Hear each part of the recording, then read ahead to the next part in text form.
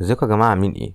النهارده هكلمكم عن عربيه سوزوكي سويفت الجيل الرابع اللي شفناها في مصر في موديلات 2025. هنعرف في الفيديو ده مواصفات العربيه بالتفصيل، وهنعرف سعرها كام والفرق ما بينها وبين سعر الموديل اللي فات. كل ده اكتر بعد الفاصل.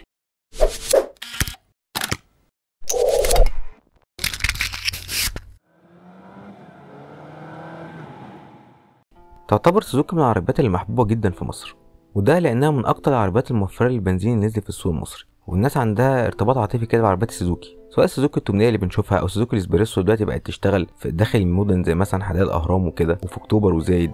واي حد يكلمك يقولك دي بتشم بنزين وعطلها مش كتير. بس الموضوع ده بدا يتغير شويه لما العربيه بدات تتجمع في الهند.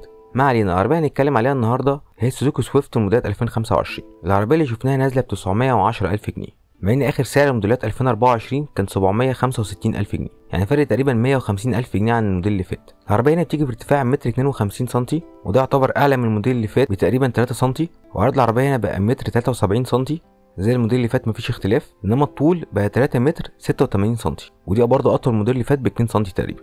العربيه برضه لسه بتجيلنا من الجماعه من الهند. ارتفاع الخروص الارضي بتاع العربيه زي ما هو 14 سم ونص، وطبعا شكل العربيه من بره ومن جوه بقى فيه شويه تعديلات وشويه لعب اكتر، وبقى شكل العربيه تحس ان هو بقى هجومي اكتر من الاول.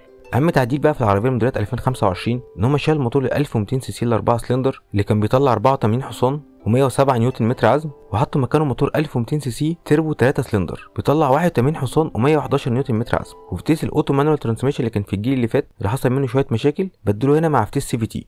العربيه بتيجي في مصر بفئه واحده، وبتيجي بوسائل امان ممتازه، بتيجي باتنين ايرباج ونظام اي اس بي ثبات الكتروني ونظام توزيع قوه الفرامل، نظام الفرامل منع انزلاق الاي بي اس، وتيجي كمان نظام امبلاج منع السرقه. اما بقى في وسائل الراحه فالعربيه بتيجي طبعا بمرايه كهرباء ونظام ستارت ستوب وقفل وفتح الابواب باللمس وريموت كنترول فرش وقماش، وطبعا باور وتكييف. يعني الحاجات الزياده بقى اللي موجوده ما شفناهاش في الجيل اللي فات بتيجي معانا بمثبت سرعه، ده ما شفناهوش في الجيل اللي فات، وبتيجي بانذار وبتيجي بفوج لايت وكاميرات خلفيه وشفتات في الطاره وسبويلر خلفي، والشاشه هنا معانا فيها جي بي اس. العربيه بتيجي باربع ازاز كهرباء والازاز اللي ورا بيبقى في 100، وطبعا فيها مدخل يو اس بي وبلوتوث وتقدر تتحكم في نظام الترفيه من الطاره، وكمان معانا مدخل اي او اكس.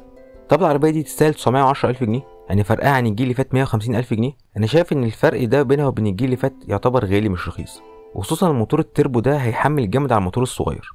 ده موتور 3 سلندر في الاول وفي الاخر، ياباني واعتمادي وكل حاجه، بس ده موتور 1200، فالتربو هيحمل عليه جامد. والفتيس سي في تي اصلا بطيء في الحركه بتاعته، فالعربيه هتقلب معاك بطه بلدي.